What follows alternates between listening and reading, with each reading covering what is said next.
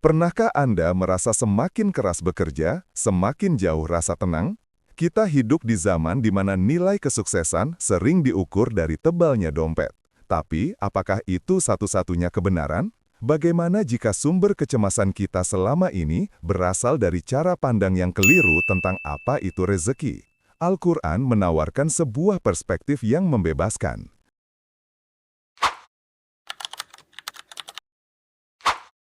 Dalam 10 menit ke depan, kita akan menyingkap rahasia besar yang selama ini tersembunyi dalam Al-Quran. Panduan hidup yang tak hanya membahas ibadah, tapi juga keseimbangan antara harta dan hati. Banyak orang sibuk mencari cara cepat kaya, namun lupa bahwa kekayaan sejati bukan di rekening, melainkan di dalam jiwa.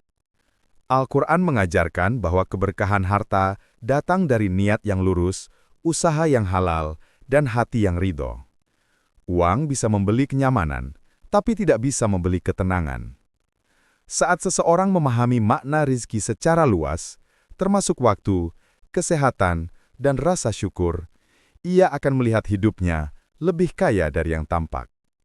Inilah kekayaan yang tidak pernah habis, meski dunia berubah. Hati yang lapang, hidup yang berkah, dan jiwa yang damai. Mari kita telusuri bersama bagaimana Al-Quran membimbing kita menuju kekayaan yang hakiki dan menenangkan.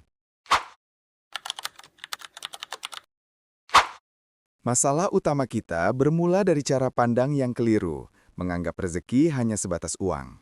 Padahal saat rezeki dipersempit menjadi angka di rekening, hidup pun ikut menyempit. Kita mulai mengukur nilai diri dari gaji, jabatan, atau aset yang dimiliki. Akibatnya, hati mudah gelisah setiap kali melihat orang lain lebih sukses secara materi. Rasa iri tumbuh, gengsi meningkat, dan kita terjebak dalam perlombaan tanpa akhir. Banyak yang akhirnya memaksakan gaya hidup di luar kemampuan, hingga terperangkap dalam hutang dan tekanan batin. Padahal, Al-Quran mengajarkan bahwa rezeki mencakup seluruh nikmat Allah. Kesehatan, waktu, keluarga, ketenangan, bahkan napas yang kita hirup. Ketika kita memaknai rezeki secara luas, rasa syukur tumbuh dan hati menjadi tenang. Bukan jumlah uang yang menentukan bahagia, tapi cara kita melihat dan mensyukuri apa yang telah dimiliki. Dari sinilah, kebebasan finansial yang sejati sebenarnya bermula.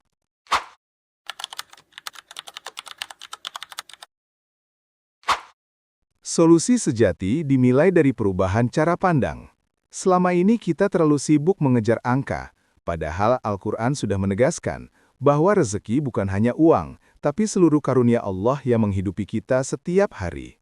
Nafas yang terus mengalir tanpa biaya, tubuh yang masih bisa bergerak, keluarga yang memberi cinta, sahabat yang tulus, waktu yang bisa digunakan untuk beribadah atau beristirahat, semuanya adalah bentuk rezeki yang sering luput dari perhatian. Ketika kesadaran ini tumbuh, hidup terasa lebih ringan. Kita berhenti membandingkan diri dan mulai melihat betapa banyak nikmat yang sudah dimiliki.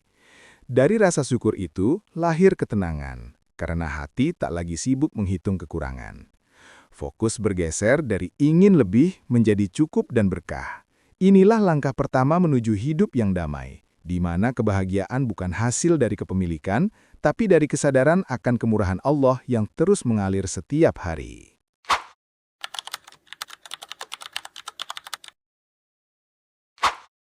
Prinsip kedua adalah kendalikan pengeluaran. Al-Quran dalam surat Al-Isra ayat 26 hingga 27 dengan tegas melarang kita untuk boros dan berfoya-foya. Mengapa? Karena pemborosan menghilangkan logika keuangan yang sehat dan membuka pintu pada hutang dan stres. Hidup sederhana di bawah kemampuan bukan berarti menderita, tapi memilih kedamaian daripada gengsi sesaat.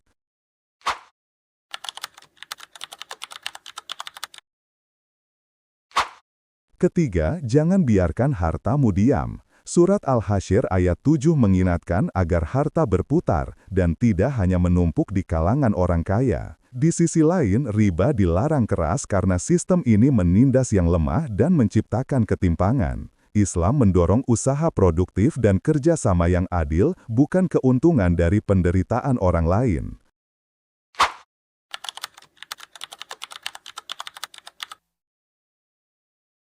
Keempat, muliakan pekerjaanmu. Dalam surat Al-Mulk ayat 15, Allah memerintahkan kita untuk berjalan di muka bumi dan mencari rezekinya. Artinya, bekerja adalah sebuah bentuk ibadah. Saat pekerjaan dilakukan dengan niat yang lurus, jujur dan halal, setiap tetes keringat membawa keberkahan dan ketenangan batin. Sebaliknya, hasil dari kecurangan hanya akan melahirkan kegelisahan.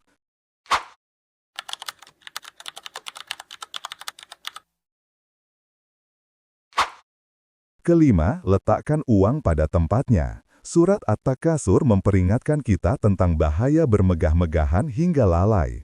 Uang hanyalah alat, bukan tujuan. Ia adalah sarana untuk beribadah, membantu sesama dan mencapai tujuan mulia. Ketika uang menjadi tuan, kita menjadi budaknya. Tapi ketika kita yang menjadi tuannya, ia akan melayani kebaikan kita.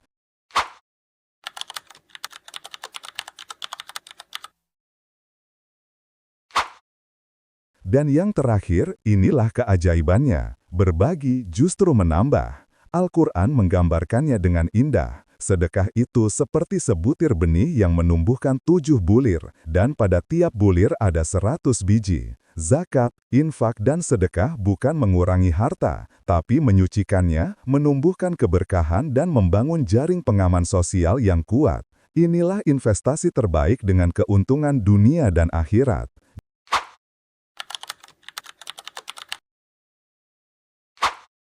Pengelolaan rezeki menurut Al-Quran bukan sekedar soal hitung-hitungan, tapi tentang bagaimana kita menata hati dan arah hidup.